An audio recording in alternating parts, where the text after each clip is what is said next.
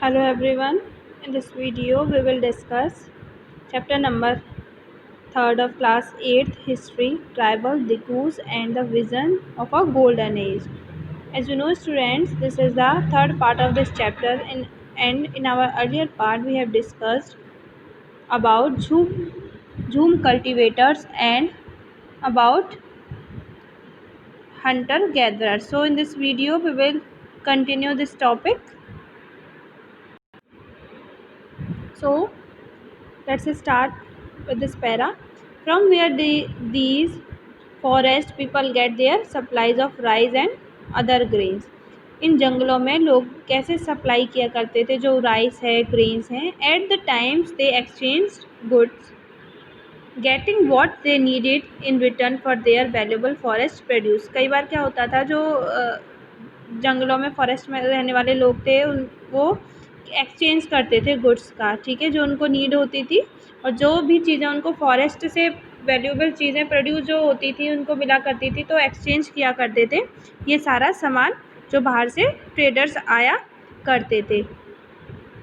So at other the times they brought the goods with the small amount of earning they had. Sometimes some of them did odd jobs in the villages. कुछ यहाँ पे जो tribal groups थे वो गांव में villages में work भी किया करते थे अपनी अर्निंग के लिए, ठीक है, तो जिससे उनकी कुछ अर्निंग हो जाती थी. Some of them did odd jobs in the villages carrying loads, the building roads and the other labored in the fields of peasant and farmers. ये ट्राइबल ग्रुप जैसे क्या काम किया करते थे, जैसे लोड को उठाना, ठीक है, सामान उठाना, मजदूरी का काम किया करते थे, लेबर होते थे, साथ साथ जो किसानों के खेतों में एज ए लेबर वर्क करते थे फार्मर्स के.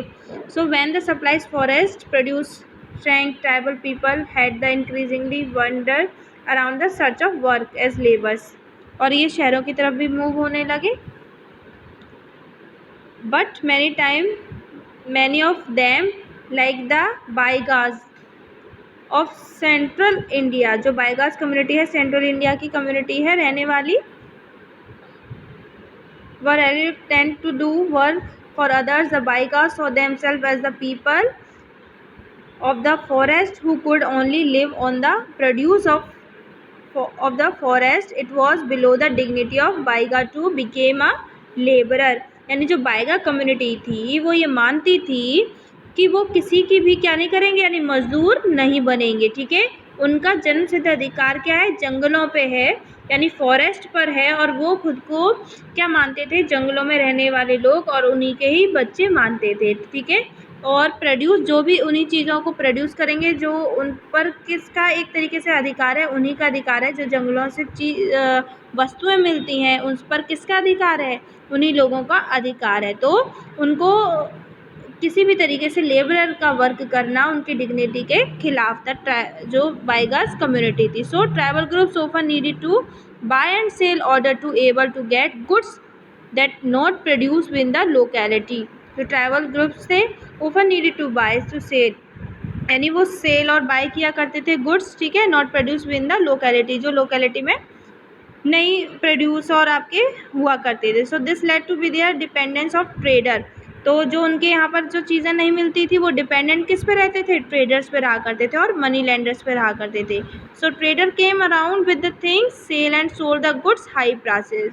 जो ट्रेडर्स यानी व्यापारी हुआ करते थे वो सेल किया करते थे सामान को हाई प्राइसेस पे, यानी काफ़ी महंगे, जो उनको ज़रूरत होती थी वो काफ़ी महंगे प्राइस पर उनको सेल किया करते. So money lender gave the loans and tribal met their case needs adding what they earn, ठीक है. जो मनी लैंडर्स हुआ करते थे जो उनको क्या करते थे, लोन दिया करते थे, किसको, जो ट्राइबल कम्युनिटी के लोग थे जो काम करना चाहते थे या उनको नीड जब होती थी तो बहुत ही हाई रेट पे उनको पैसे दिया करते थे. But interest charge on the loans was usually very high. जो इंटरेस्ट लगाया जाता था उस पर, तो ब्याज लगा जाती थी लोन के बदले, तो बहुत ज़्यादा वो हाई रखी जाती थी उसकी rate. So for the tribals market and commerce often need to depth, जिससे जो ट्राइबल कम्युनिटी के लोग थे वो डेप्थ यानी, तो जो ट्राइबल कम्युनिटीज़ के लोग थे वो धीरे धीरे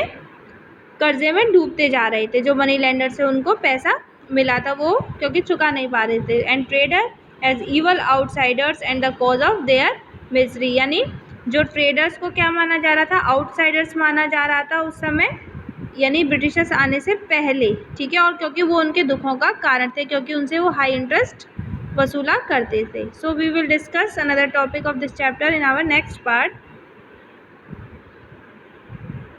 हाँ, होम है।